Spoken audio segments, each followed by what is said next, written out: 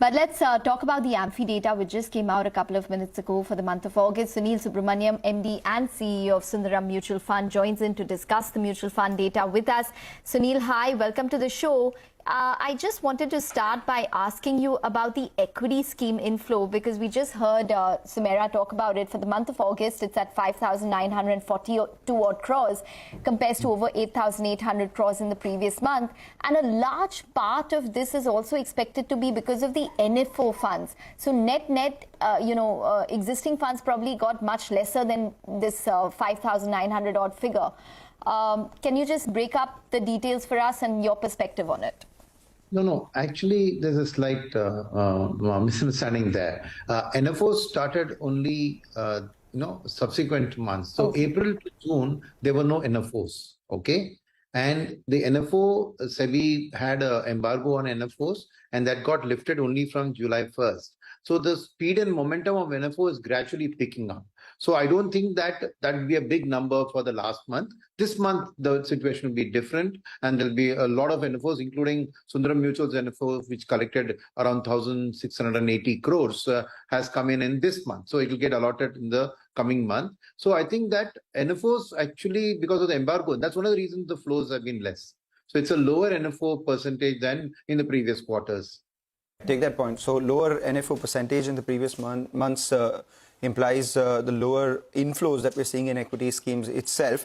What's standing out is the kind of flows that we've seen in ETFs, passive funds, and that's been above that 13,000 crore mark for the last 3 months. In fact, over the last 5 months, it's garnered almost 75,000 crores in terms of flows.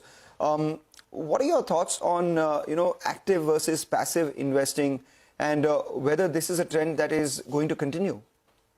See, to the extent that the provident funds and the NPS money is coming in, right? A lot of the provident fund money is mandated to go into passive funds. So as government keeps increasing the amounts that PFs can invest in equity in order to make sure that some reasonable returns can be given to their investors, I think the support for the passives will come from the institutional space in a pretty significant way and in a good way. That's one thing.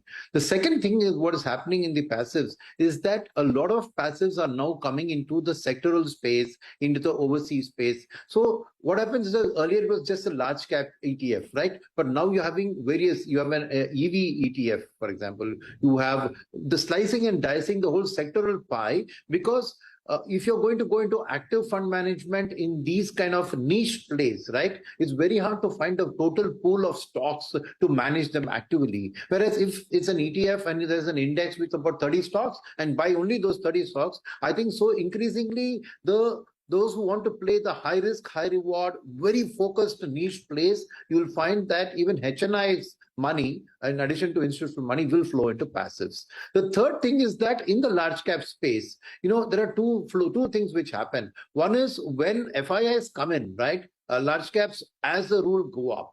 Now, a fund manager trying to pick a stock within a large cap to say this will outperform in a time when liquidity is dominating the flows is very, very hard. So you'll find that large cap funds, when there is a good flow coming in from FIIs, are the most challenged to beat them, because stock selection doesn't play that important a role when the liquidity is raising up the entire index, right? So then what happens is the large cap funds find struggle to hard to beat. So in the large cap space, the HNI investors are saying that why do I pay that 1.5–2% for active management? In any case, the whole index is driven by liquidity. Let me allocate. So that's a movement which you will see gradually, that HNIs who understand the market, understand this, will put money into niche ETFs, will put money into larger cap ETFs.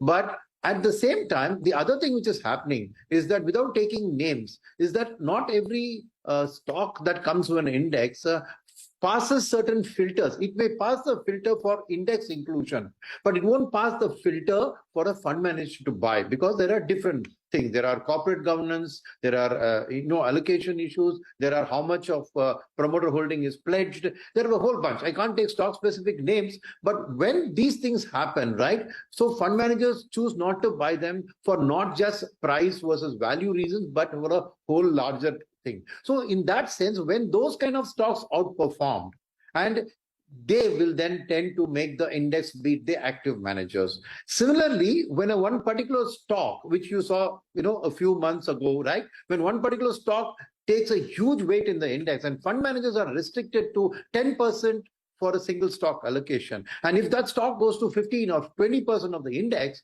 then you can't match the index even if you want to, right? You can't outperform with betting on that stock or picking that. So these are various reasons where in the larger cap space and the niche space, you will see the growth of passive funds will be fairly decent and grow, and especially in HNIs and institutions which are very cost sensitive to this issue.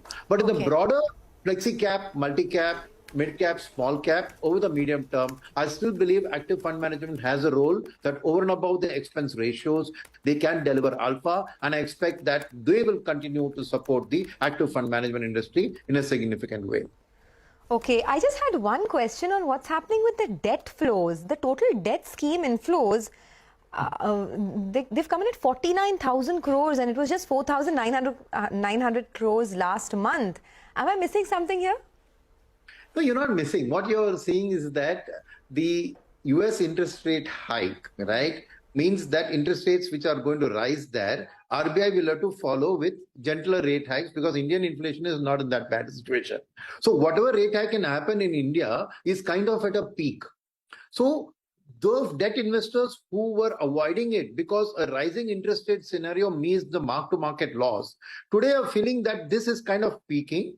And Indian interest rates would tend to flatten and stabilize at these lower levels. So locking on to the currently prevalent higher rates through a rolled on maturity fund or a target maturity fund or an FMP makes good sense today. That's number one. Second is the news about India's inclusion in the bond index. Now, if that happens, FII flows will come in and you will see at the longer end, interest rates will come down because of the demand supply, because the demand will rise from foreign investors and will supply. So longer term, if you take a longer term paper, you can look at mark-to-market gains, in fact. So this two things significant shifting, that US strong interest rate, and then the third thing, sorry, I forgot to mention that. The larger the interest rate hike in the near term by the Fed, the more the chances of a recession being advanced and coming forward, and the more the chances of a rate cut scenario, let's say 6 to 9 months from now. So the debt market's trying to look at it a 3-year perspective, says today they are peaking, but by the end of 3 years they'll be down, then it's a good time to invest because I'll get mark-to-market gains. So there are 3 movements here, which are 3 separately I've delineated, which are indicating that it's not a bad time to lock into good yields in the debt side. Okay. All right, Sunil, we're going to leave it on that note. Thanks very much for joining in and speaking with us and giving us your perspective on the data for the month of August when it comes to inflows into the equity as well as the debt market.